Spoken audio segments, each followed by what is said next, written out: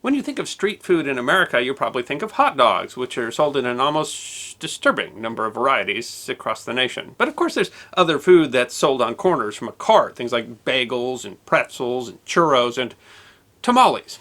Tamales might not be the king of street food today, but 100 years ago, tamale vendors dominated the corners of American cities in a trade that was so lucrative that turf wars broke out, which were then sensationalized in the press.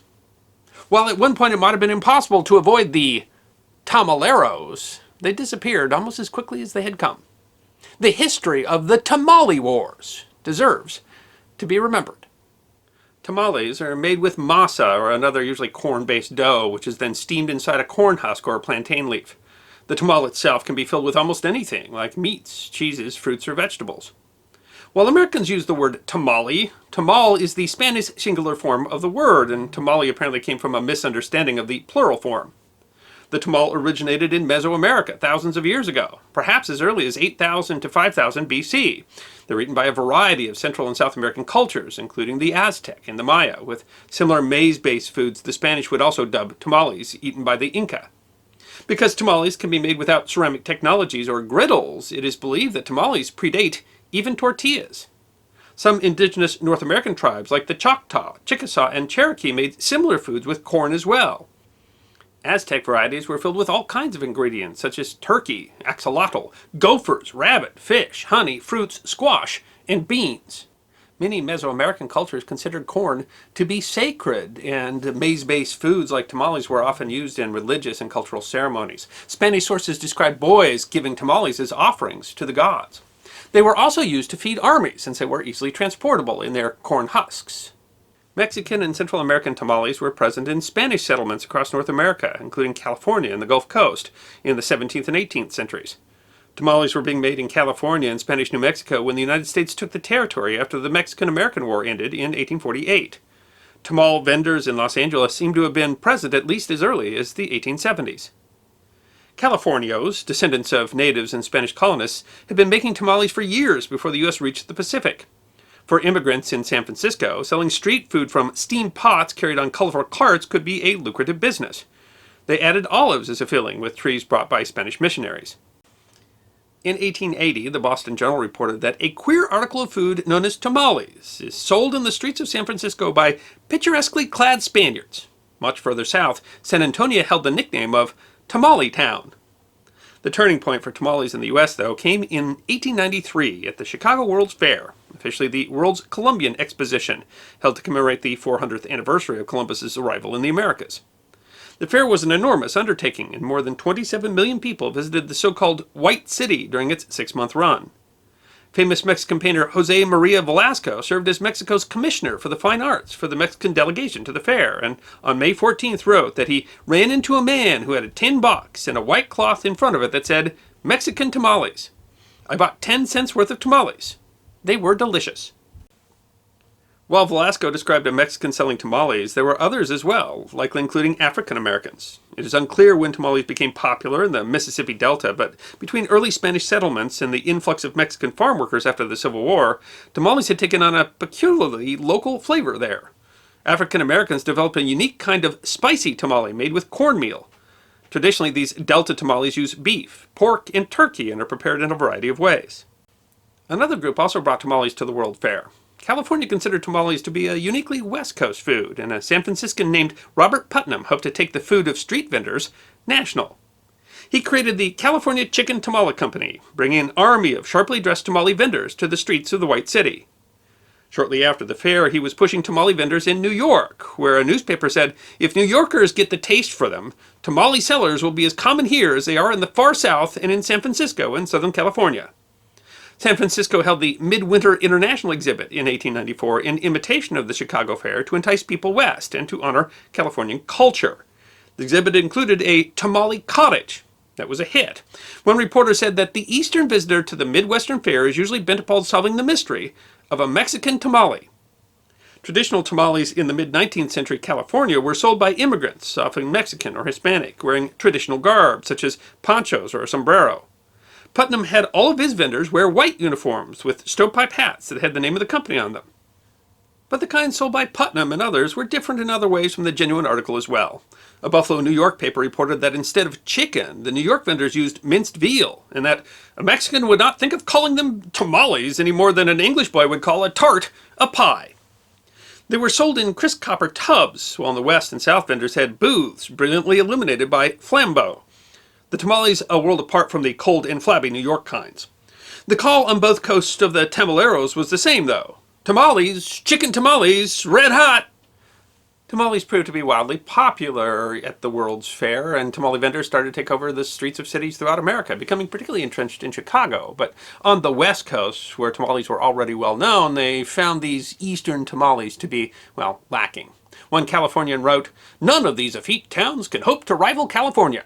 We had some tamales at the World's Fair in Chicago, and they would have made a dog sick." Beginning as tamales calientes, hot tamales became a national sensation in the 1890s. Good Housekeeping offered its first tamale recipe in 1894, which it said is sold in the streets of San Francisco, the same as hot corn and hot roasted chestnuts are with us. A number of early 20th century songs recorded the ubiquity of tamale sellers, such as Herbert Ingram's The Hot Tamale Man, and jazz great Freddie Keppard's Here Comes the Hot Tamale Man. Blues singer Robert Johnson recorded They're Red Hot, which was much later covered by the Red Hot Chili Peppers and Eric Clapton. The phenomenon was so culturally relevant that Josephine Hunter published Love and Tamales, a Romeo and Juliet-like story about rival tamale vendor families. The tale accurately depicted some of the growing tensions between street sellers. Like food trucks today, the horse cart vendors of the turn of the 20th century fought over the best real estate to park their booths, which led to some significant conflict. The frequent bouts of violence and disagreement were dubbed the Tamale Wars by the colorful reporters of the day. In 1895, a paper in Colorado Springs reported that the hot tamale war, which has been raging in the city, reached a climax last evening. Tamale sellers had gotten into a gunfight, and one boy was shot in the arm. In 1901, a Montana man was killed over a rivalry in the tamale business. The wars had apparently begun before that. A California newspaper reported a tamale war in 1891, a price competition where vendors were trying to undersell each other. Almost nowhere was safe from the Tamale Wars. In Lead, South Dakota, tamale seller Brad Kahn was made to pay $10 for disturbing the peace. The judge threatened that the only proper treatment for one and all of the parties to this Tamale Avenue war is to incarcerate the members of both factions. The paper claimed that the authorities would suppress the war even if the state militia has to be called out. In Alton, Illinois, a month-long war broke out between a new factory and the one man who was selling the old-fashioned kind of tamale. In Omaha, Nebraska, one man was arrested for murder over tamale wars. Two hot tamale rings had declared a truce for a party, but during the party, one Joe Weston sank an axe several times into the head of Eli Lewis. The Evening Statesman of Walla Walla, Washington reported that war, fierce, bitter war, which will be fought to the bitter end, has been declared among the tamale makers of Walla Walla. The war was started over the alleged counterfeiting of tamales. In Bisbee, Arizona, the dean of the Tamale Association nearly started a riot over what he claimed was territory stolen by a competitor. In New York, the fad of tamales seemed to have died off quickly, but in California, the vendors fought. Tamale vendors were often poor immigrants and almost universally came from ethnic minorities, and not just Hispanic. Afghan, Sikh, African, and Eastern Europeans competed in selling tamales and other street foods. Cities like Seattle and Los Angeles would repeatedly try to outlaw or otherwise restrict street vendors. Their opponents argued that tamale men were dirty and could not be trusted to sell food, and brick-and-mortar restaurants complained that sellers drove away their business. For reporters, the story of poor, violent immigrants made good copy to sell newspapers. Most deadly to the tamaleros was industry. Established restaurants opened such as the Tamale Grotto in Seattle. As early as 1895, factories were opening in San Francisco to sell tamales more conveniently, in cans. A San Francisco paper happily proclaimed that the swarthy Mexican with his bucket and lantern gives way to the factory, dismissing tamaleros as dead, replaced by enterprising Americans. Probably more important was the reach of canned tamales, which were shipped nationally by train. IXL Canning filed for the first patent on canned tamales in 1897 and was present at the World's Fair to display the surpassing excellence of their product. By 1915, the Workman Packing Company had patented machinery that could pack the cans, and in 1913 sold 140,000 cans of tamales. Charles Workman, who started the company, was heralded as the Tamale King on his death in 1922. Between 1900 and 1916, yearly sales of street tamales collapsed, falling from 4 million to just 40,000. In 1924, the Los Angeles Times wrote of the waning era of tamale food carts, saying that they belong not to the new order of things. Clean, sanitary kitchens displaced the dingy, unsanitary places of manufacture of the old-time husk tamale with its doubtful ingredients, wrote the California State Federation of Labor in a section titled, "What Has Become of the Tamale Men?" The vendors, once so ubiquitous that they filled songs, disappeared.